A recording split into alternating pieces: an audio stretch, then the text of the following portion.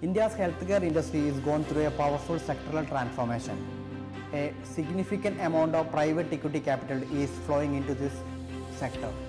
So, when a sector receives a massive amount of private equity capital, which implies there is a tailwind for the future.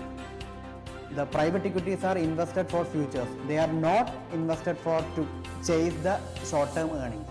Today, we are taking a deep look at the Indian healthcare sector. What's happening in that industry, what drives the demand, what are the tailwinds visible for shaping the future. So when we look at the infrastructure of healthcare sector in India, we had only 1.3 operational beds for every 1,000 people, which is much below the global average. Global average is in between 3 to 5 beds per 1,000 people. When we look at the number of doctors per 1,000 people, India had only 1 doctor for every 1,000 people. But the global average is nearly 3 to 5. And look at the nurses numbers. We had only 2 nurses per 1,000 people. The global average is nearly 9 to 12. So the workforce gap is evident. This underpenetration is not just highlights the capacity gap. It shows a multi-decadal opportunity for the Indian healthcare sector to expand the number of beds, to expand the workforce. So the next visible tailwind in the Indian healthcare industry is rising per capita income. Over the past decade, the per capita income of Indians have doubled, more than doubled. So when the income of Indians getting increased, the healthcare spending and healthcare consumption will increase. Despite the growing demand of the Indian healthcare sector, we are still a underinsured country. In India, the healthcare spending is only 3 to 4% of our GDP, where the global average is nearly 9 to 12.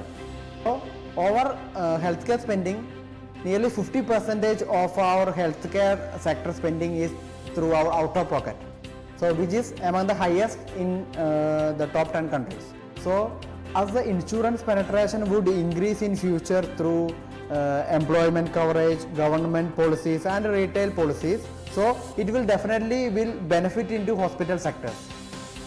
India is also emerged as a global medical tourism destination. In 2024, the Indian medical tourism market is estimated at 8 billion in valuation, and also in the next decade, which is expected to grow at 20-25% in growth. While the global medical tourism market turns to tens of billions of dollars, we in India are capturing the market share because of we have 60 to 80% of cost advantage compared to peers without compromising the outcomes.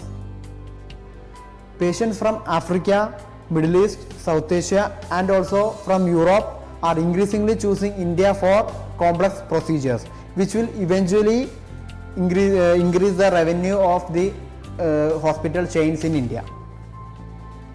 So these are the multiple tailwinds happening in the Indian healthcare sector, and also a huge massive investment from private equity capitals. So the transformation is backed by private equity capital. So a post-COVID from 2021 to 25, the Indian hospital industry itself get a 10 to 12 billion investments from the private equity investments. So the Temasek investment of 2 billion in Manipal hospitals, and Blackstone invested in Aster DM, and also TPG invested in Aster DM. These are the notable investments in the sector after post-COVID. So these capitals are not invested for chasing short-term earnings. They are looking for long-term growth. As a long-term investment managers, we are not just observing the structural shift in this industry, we are also selectively participating in this sectoral change. So within this theme, we have some exposure into leading hospital platforms such as Apollo Hospital and Narayana Hrudayalaya, where the businesses that reflect a more successful clinical outcomes, a scalable business model and a proper efficient capital allocation. Improving the insurance penetration and expanding the medical tourism, and also a sustained capital inflow from private equity players. So with the help of these tailwinds, India's healthcare sector is entering into a multi-year compounding phase.